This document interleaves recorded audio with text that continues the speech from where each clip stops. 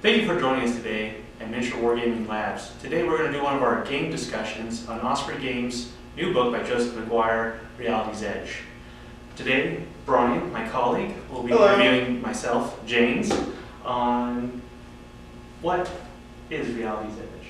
What is Reality's Edge? Well, Reality's Edge is a return to the 1980s, the Shadowrun era of cyberpunk skirmish rules, but set into miniature games, preferably the 28 to 32 millimeter scale. Well, that sounds awesome. So you just went over the theme of this game. So in the scheme of things, who should play this game? Well, after going through this book a couple times, you could really tell that this was designed for Infinity players. So if you have Infinity models, if you're an Infinity player, and you want to try something different, this is really targeted at you. But also, since it's miniature agnostic, like most of Osprey's games, it's really targeted to anyone who's got a set of miniatures. I personally play Necromunda, Brian plays Infinity. Play Infinity. Either one of those models would work here. But also there's other lines of miniatures that would also work, such as Reaper's models, things like that. So it's really open-ended to models, which is what I really like about games. So I will say this. Most miniature agnostic games are supposed to save you money. I've actually found I've bought more miniatures. Very true. Very true. So I've bought more Anvil Industry. Some of their Afterlife miniatures really fit on theme with this.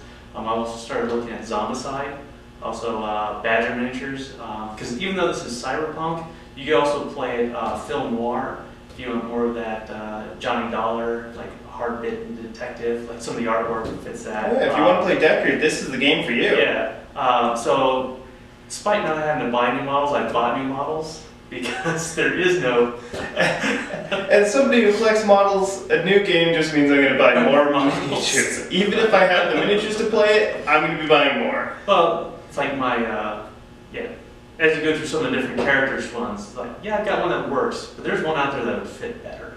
Exactly. There's always a better miniature out there. There's always a bigger fish. Alright, so moving on. What do you need to play this game? Alright, so this is a D10 system. Primarily, that's how most of the mechanics of the game are stacked. You will need a D6. Everyone has one of those. But that's more for character creation, skill development, getting new equipment. You'll also need some tokens. The game there isn't actually a part in the book of where and when you'll need tokens. There's no central list. It'll just say, you're on fire, probably need a token for that. You're hidden, probably need a token for that. So if you're like me, play Necromunda, you've already got the tokens you need. Infinity, it's got more tokens than I'll ever need for anything. The book recommends coins. So if you have a coins are always good. So you need that. The next thing you need is terrain. Any terrain will do, cereal boxes, whatever. Infinity, you can tell that they consider one floor step to be 3 inches, which would fit right in. Infinity. If you're looking for cheaper terrain to go with Reality's Edge, Infinity Corvus Belli makes packs of terrain that are extremely affordable and very awesome and can be used perfectly for this. And their cardboard, they did just move into a plastic card material, but keep an eye out for those because that would be perfect for this. Yeah. Also, I have a 3D printer, so I don't have. Then you don't need anything. So I can't get all the big pieces I want here. But I think we were also looking at battle systems. They did it. They had some. They do like a 2x2 board. This game you'll need to do a 3x3. They don't provide rules on like how much terrain coverage, like you normally find in Warhammer or Star Wars Legion of like 25%, 50% cover. It's really up to what you want to put out there.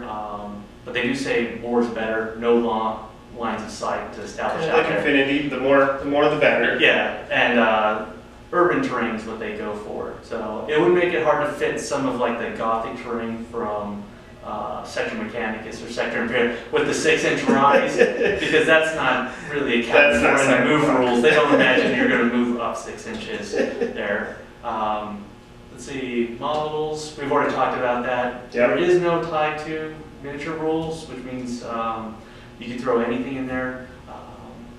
I always threaten that with miniature agnostic, you can put chess pieces in there. I never do. I go out and spend more money to buy miniatures. I've seen it. Yeah. It's doable. Right now I'm using my some of my Necromunda games. Vansar make great corporate security guys because they're all unified, uniform look.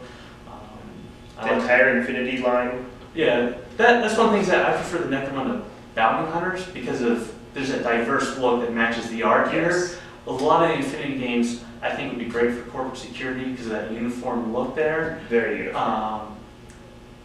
What's the Nomads? The Nomads, yeah. I think probably that's probably the best fit. diverse in their looks, mostly because of their background as being nomadic tribes of ships that were penal colonies. So that they do have the most diversity in their outfits. Now, something where this game pushes is that there's models that I still have to figure out, like sort of for a swarm of cockroaches. Or just bystanders. I think a lot of people have turned to the O gauge and the train line, just background figures that you can get really cheap, put out there. I think there's some 3D prints that you can do, but the game even says you can just use templates. When they're in like a crowd, you'll need like a template to sit down there. You also need templates for blast effect weapons if you want to use grenades or anything like that. Another Starfinder has boxes of pawns, and usually they have NPCs with those as well, so that would also work. Yeah, I've even started using some of the all-out war from The Walking Dead. Oh, there you go. Yeah, the zombies there. So like I bought Alice off you. Yeah. She's going to be in my gang, and the guy with her is going to be a rogue dog. Oh, the zombie. They actually have zombies in here, which we can talk about later. Oh yeah, They're not undead. Need zombies. Well, they're not undead. They're just being hacked by someone after they passed out from extreme gaming. Cyberpunk zombies. Yeah, cyberpunk zombies. Yeah. Well, it's called. It's 3Z zombies because they're asleep. Someone's hacked them and they're wandering around. So I don't think the zombies like zombies. They're just people that are wandering around. All right, well, that works. All right, so how do the game mechanics work? So the creator of this game, Joseph McGuire, made another game, This Is Not a Test. So if you've played This Is Not a Test, you can tell that it came from here. If you're playing Necromunda, you'll recognize this. Basically, each game that participates, 3 to 6 individuals.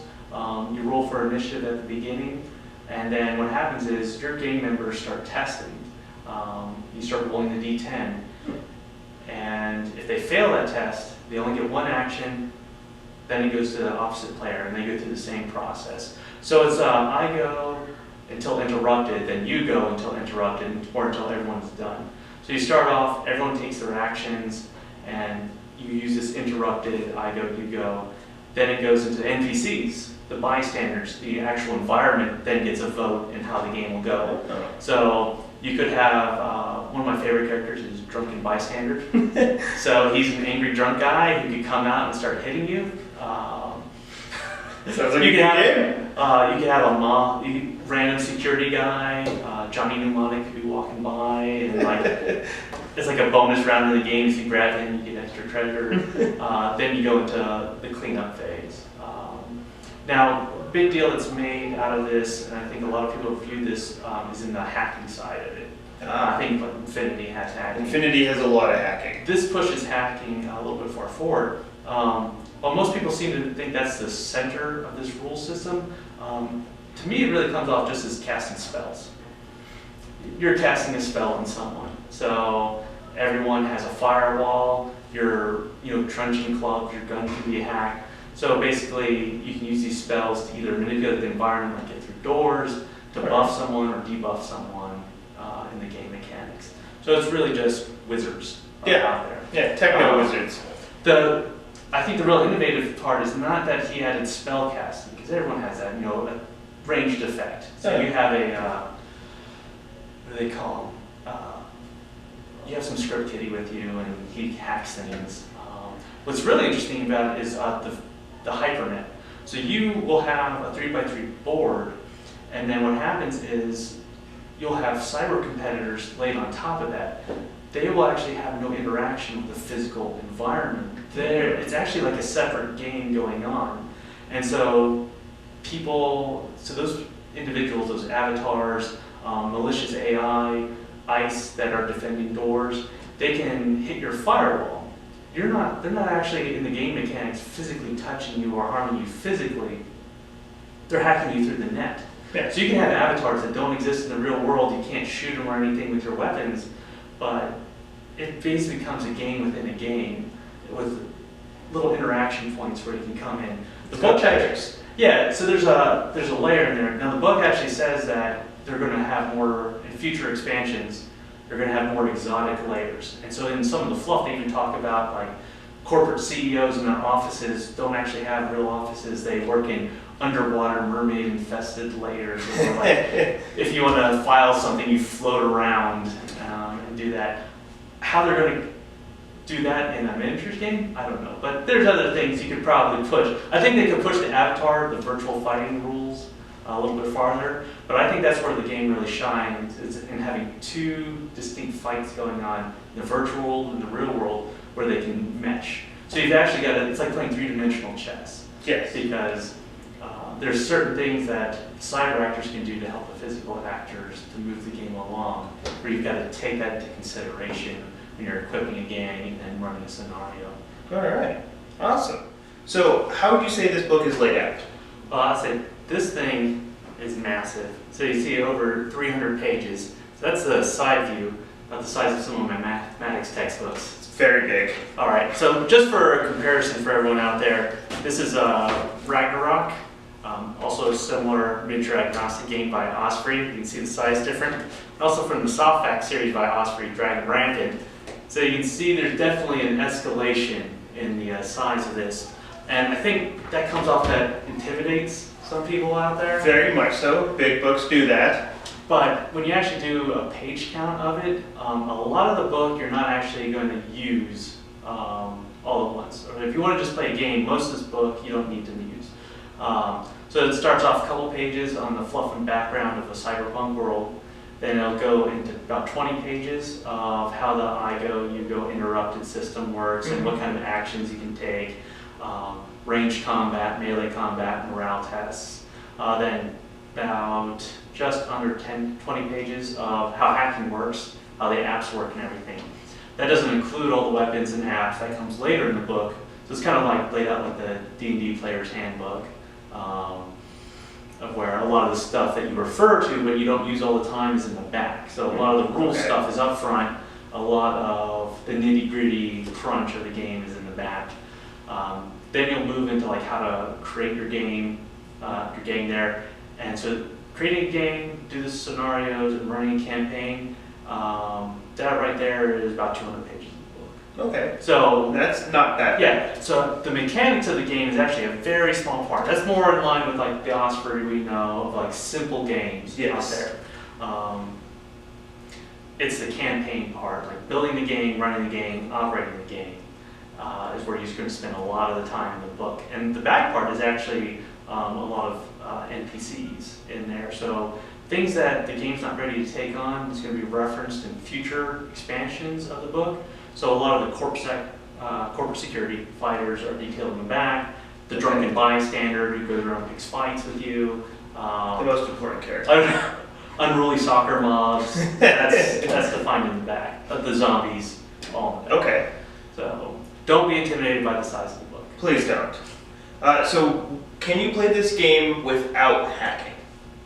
Yes. Yeah. I've actually thought about playing it without hacking because I like the way they manage it. Mm-hmm. So I've actually thought about running scenarios of Hong Kong police beating up rioters. The game system right here, perfect for that. Awesome. So you could leave out one of the more complicated Actually, I don't think the hacking's that complicated in here. I think a lot of your complexity is in building the game and running the campaign. And most of that is just in the options they give you to customize the game is where a lot of the depth of the book is. Like I said, 20 pages, if you just took the base stats of the game, like rip that page out, didn't customize them, put your 3 to 6 models, And a lot of your simplicity is going to come from that low model count. Because in essence, you could have 3 people fighting 3 people. Now these are 8-round games instead of what we're used to in like Kill Team or where it's like anywhere like 3, 4 to 6, depending on how the die rolls come out. 8 rounds, it'll take you longer, but there's actually less stuff on the board. I think a lot of your complexity in play is going to be when you introduce NPCs. Okay. So I would say if you play this the first couple times, just gang on gang, then start introducing like hacking, then introduce the bystanders when you're trying to do practice runs out there. Because your bystanders and your environmental effects like acid rain, which will slowly eat away your armor as you play, or random terrorist bomber running through trying to fight the tower. That's where a lot of the complexity is. But base game, if you just wanted to fight each other, our game if you didn't know what you're doing. Awesome. That's awesome. So how is a gang organized and built? So like everything else, there's a point system. They call it cryptocurrency. Okay. For this video, we'll just say credits, because that's easier.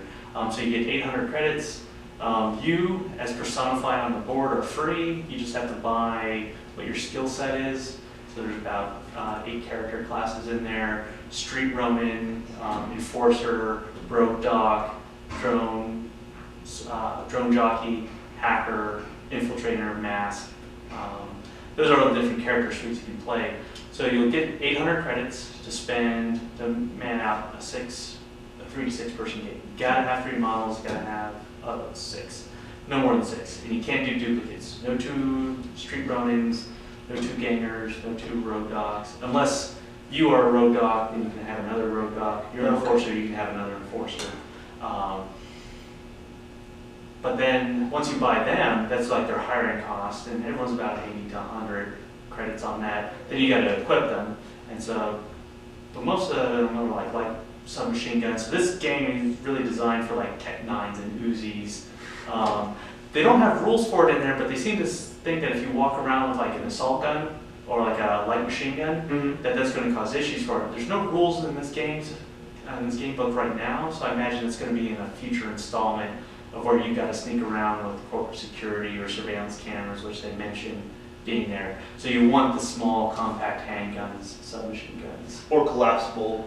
And they talk about collapsible or hiding in your bionic parts there. A lot of the book is devoted to being a cyborg and getting bionic upgrades, neurochips. It is the future. And so what happens is that's going to be your starting game. So if you just did that, built a game, 800 credits, played through, a lot of the book you're not going to use. Where it comes into is if you play the campaign system. You don't have to spend all 800 credits. You can bank it for bail if your guy gets popped, for future upgrades. So when you first hire these guys, they're freelancers. Do you want to make them a perma-hire? Well, you got to give them money to say, well, I'm not going to work for anyone else. I'm exclusive with you. That takes money. If they get hurt and they need a new arm, that takes money. Yep. So that's where the game really shines, is in game creation, because a lot of scenarios, the impacts of shooting a bystander, taking hostages, failing at hacking a security door and getting a trace token, that impacts your game only if you're planning a campaign, and that's where most of your game is built, is in the campaign mode.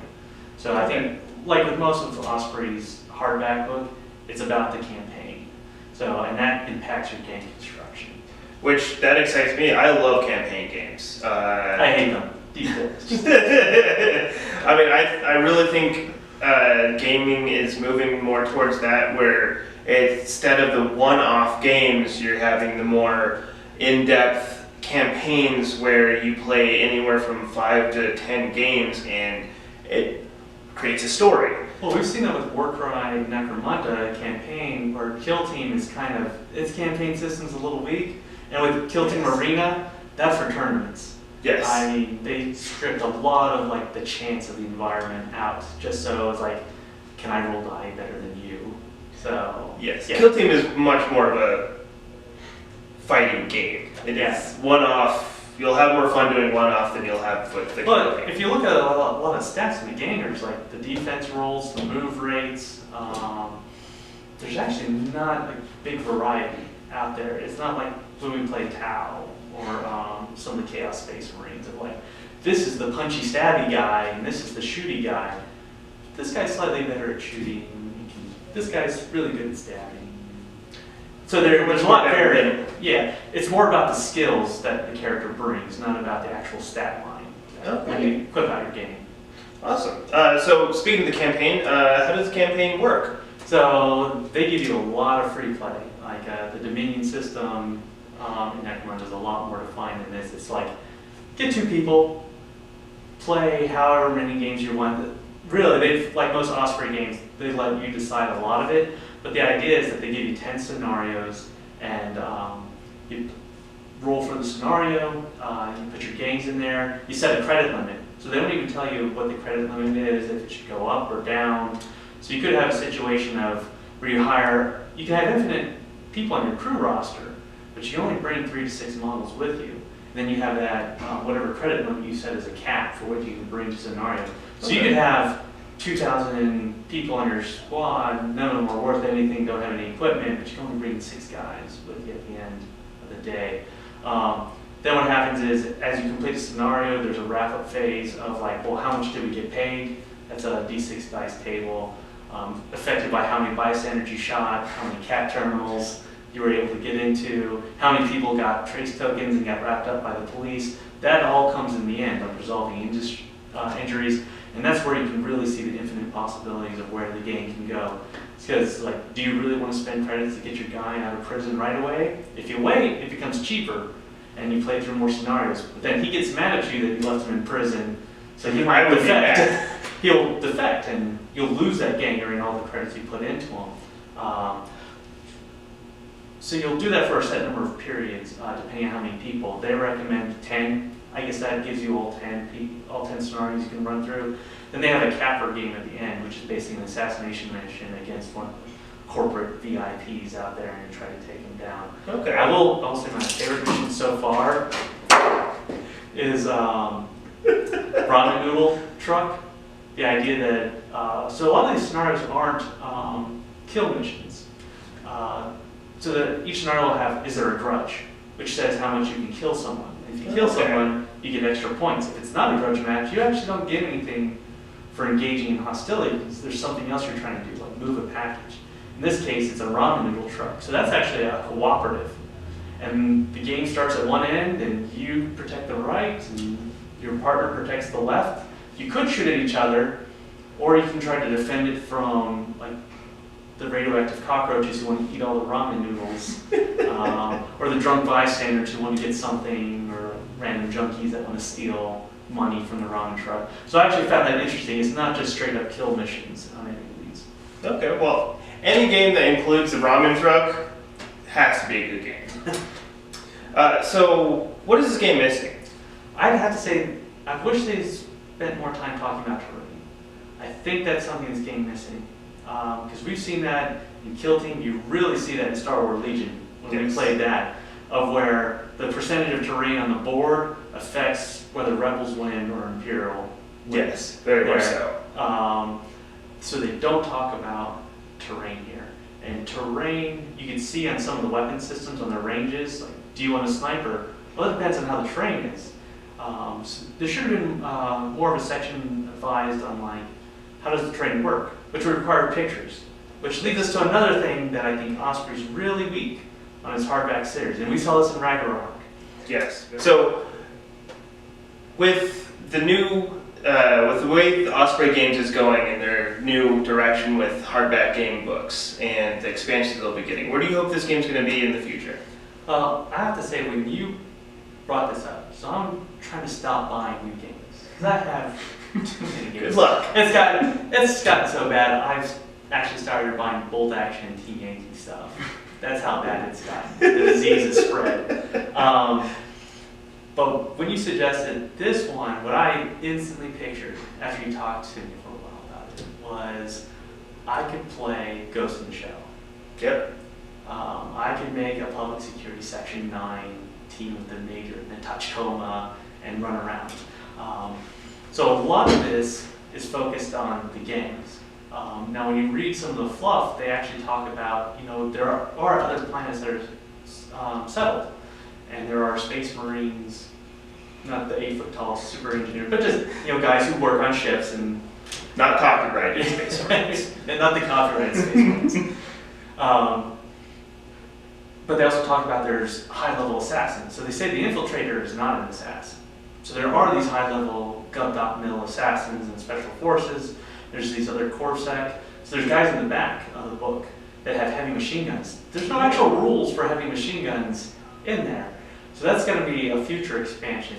Yeah. So if they push this more into like corporate security and corporate security, the gov.mils, where I could really play that Section 9, I can really get out my Tachikoma and roll with the major and go take down terrorists, that type of thing. Which is awesome. See, when I first... Which is for campaign, which is right up. Exactly. And see, when I first saw this game, I was just like, oh man, detective stories. I want to play Decker. I want to go through noir, cyberpunk noir, and I want to solve a murder that leads into huge crime and, I could see that where you play the corporate security side. Because most of the corporate security is very like the enforcers in Necromunda. They got a shock baton and like a shield or some machine guns, and they just go around beating up people's heads. But I like that idea of doing more like Batman detective stories. There. And I think that would fit into a scenario like that. There's some other aspects of the storyline in here that I think I would probably like more than Cyberpunk. I mean, I appreciate it, but for me it's just gang on gang. Let's shoot and let's see if we can solve the problem of winning the campaign. Yeah. Which they give you like 10 different ways to win a campaign. Well, that's so it's really up to you. But yeah, if I got to throw more into that Johnny Dollar insurance agent or Batman detective or government assassin, public security, that type of thing, I think that's where I'd like to see the game go. Awesome. So why should we play this game? I would say that there's 3 audiences that I think would like this game. If you're an Affinity player, and I think most people play right now Affinity.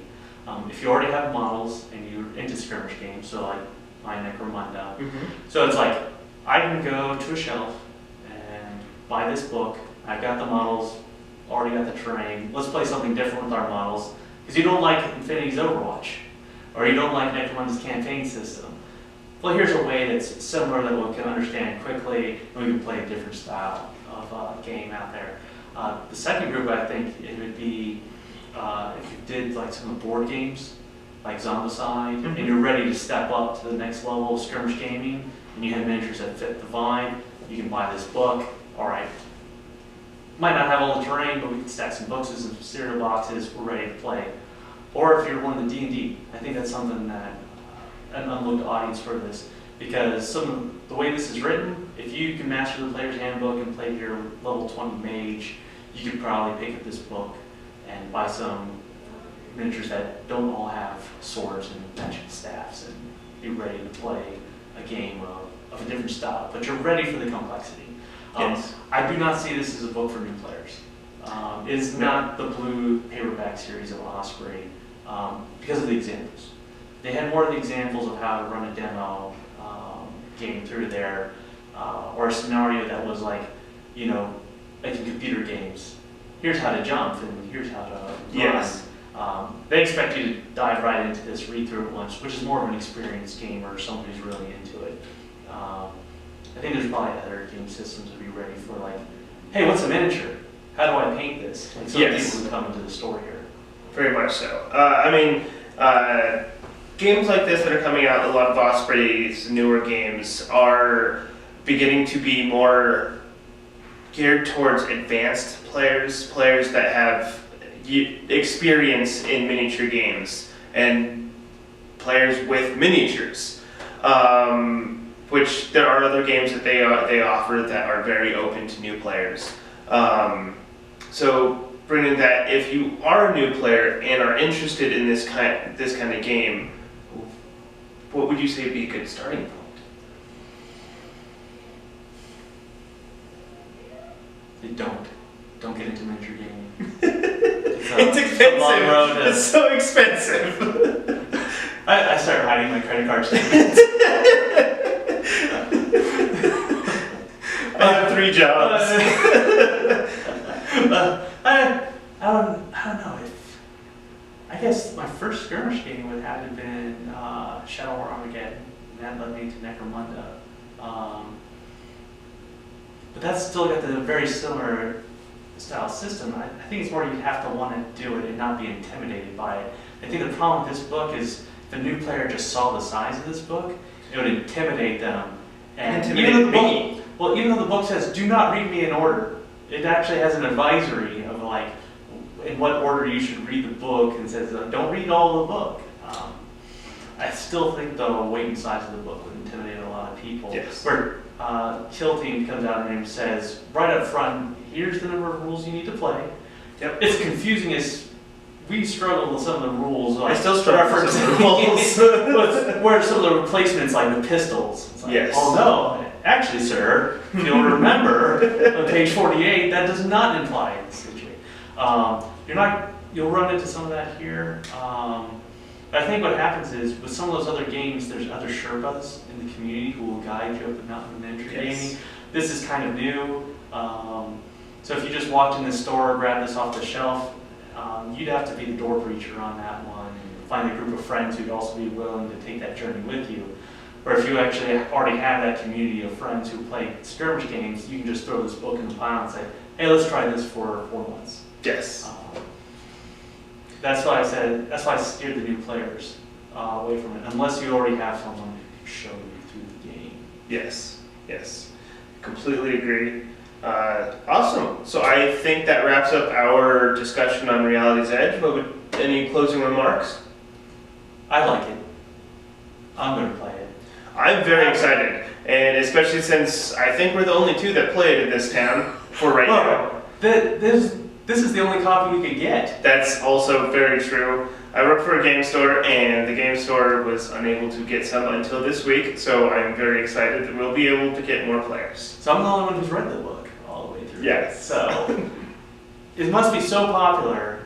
I don't know if it's going to be a kitchen table game. It's not really set up for tournaments, like Kill Team is. So I don't think there's going to be a tournament scene with this game, much like Spectre Operations or Skirmish Sanguine. Or Kill Team's got a tournament scene. Necromunda has a tiny tournament. Infinity has a sick huge, oh, yeah. Amazing. So this is probably for Infinity players who want to play a campaign system. That's yes, really and there are a lot of Infinity players that are moving towards games like this because Infinity is a tournament game. It's a very, very well balanced tournament game where there's not a good way to do campaigns. So they want that complexity. And so they're moving to games like this, and a lot of other games are coming out like this. So if you are one of those players, this is definitely a game for you.